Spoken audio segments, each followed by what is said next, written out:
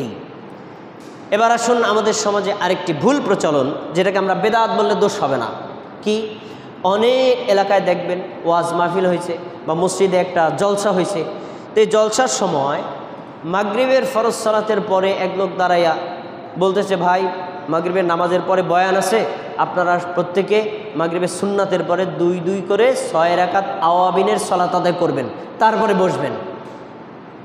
এই যে 2 রাকাত করে 6 রাকাত আওয়াবিনের নামাজের কথা বলে, এর দলিলটা কি শোনেন। এর দলিলটা আপনার আমি শোনাচ্ছি এবং দলিলের বাস্তবতা সম্পর্কে শুনুন। বর্ণিত আছে সুনানে ইবনে মাজায় এবং বর্ণিত আছে সুনানে তিরমিজিতে। সুনানে তিরমিজি হাদিস নাম্বার 435। এখানে উল্লেখ করা, আবু হুরায়রা থেকে বর্ণিত, রাসূল সাল্লাল্লাহু আলাইহি ওয়াসাল্লাম নাকি বলেছেন, যে ব্যক্তি মাগরিবের পরে 6 রাকাত সালাত আদায় করবে এবং ওই 6 রাকাত সালাতের মধ্যে কোনো খারাপ কথা বলবে না, তাহলে ওই ব্যক্তির আমল নামায় 12 বছরের নফল নামাজের নেকি দেওয়া হবে। এই হাদিসটা উল্লেখ করার পরে ইমাম তিরমিজি যে মন্তব্য করেছেন, এই মন্তব্যটা না পড়লে আপনি আমল শুরু করে দিবেন। তিনি কি বলছেন? ইমাম তিরমিজি বলেন এই হাদিসটা হলো গরীব, মানে দুর্বল। এবং এই হাদিসটাকে আমি ইমাম বুখারীকে জিজ্ঞেস করেছি হাদিসের সম্পর্কে আপনার মন্তব্য কি। ইমাম বুখারী বলেছেন এই হাদিসের মধ্যে একজন ব্যক্তির নাম আছে ওমর ইবনে আব্দুল্লাহ মুনকারুল হাদিস। এই লোকটা হলো মুনকারুল হাদিস, ওনার বর্ণিত হাদিস মুহাদ্দিসরা গ্রহণ করেন নাই। তাহলে উনি যেহেতু এ হাদিসের বর্ণনাকারী হিসেবে আছেন, এই হাদিসটাকে বলেছেন দঈফুন জিদ্দান, মারাত্মক দুর্বল।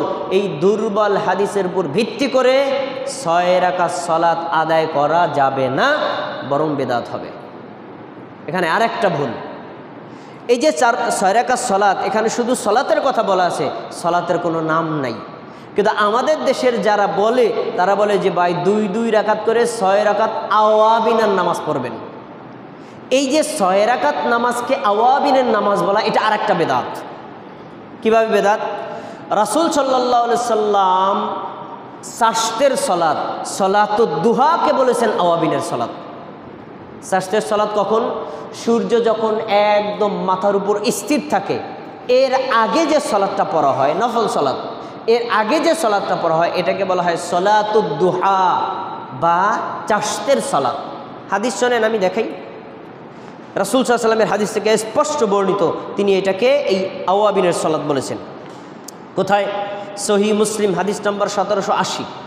যায়েদ ইবনে আরকাম রাদিয়াল্লাহু আনহু বলেন যে কিছু লোক দুহার সালাত আদায় করতেন, তো রাসূল সাল্লাল্লাহু আলাইহি ওয়াসাল্লাম তিনি বলছেন, আমা লাকাদ আলিমু আন্না সালাতা মিন গায়রি হাযিহি সাআতি আফদালু। এই সাহাবীরা এই 9টার পরে 10টার দিকে এই সালাতটা আদায় করছে, কিন্তু এর চাইতে আরও বেশি নেকি হতো তারা যদি আরেকটু পরে পড়তো, মানে সূর্যের তাপটা আরেকটু বাড়লে তখন পড়লে নেকি হতো। তারপরে তিনি যে শব্দটা বলেছেন, তিনি বলছেন সালাতুল আওয়াবিনা হিনা তারমাদুল ফিসাল। আওয়াবিনের সালাত হলো সেটা সূর্যের তাপ তীব্র হওয়ার পর পড়া হয় যেটা। আবারও বলছি, আওয়াবিনের নামাজ হলো সেটা সূর্যের তাপ তীব্র হওয়ার সময় পড়া হয় যেটা। এখন মাগরিবের পর কি সূর্য ওঠেনি ভাই? তাহলে এক স্পষ্ট শব্দ, রাসূল সাল্লাল্লাহু আলাইহি ওয়াসাল্লাম চাশতের সালাতকে আওয়াবিনের সালাত বলেছেন, মাগরিবের পরে 6 রাকাতকে আওয়াবিন বলেন নাই। অতএব ওইটাকে আওয়াবিন বলা আরেকটা বেদাত। আচ্ছা, আরেকটা নিয়ম আমাদের এখানে বলে দিই।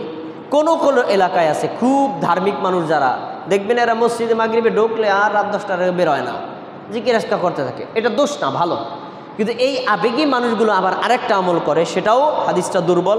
সেটা হলো মাগরিবের পরে 20 রাকাত, মাগরিবের পরে 20 রাকাত নফল সালাত, 2 রাকাত করে 10 সালামে। এই হাদিসটাও দুর্বল, এই হাদিসের উপর আমল করা যাবে না। আমরা সারাংশে আসি। তাহলে মাগরিবের আগে পড়া যায় কয় রাকাত? 2 রাকাত। মাগরিবের পরে করা যায় কয় রাকাত? 2 রাকাত। এই 2 4 রাকাত মাগরিবের পরে এবং আগে, আর কোনো নফল বা সুন্নাত সালাত নেই। আচ্ছা, এবার আসুন এশা। এশা ফরজ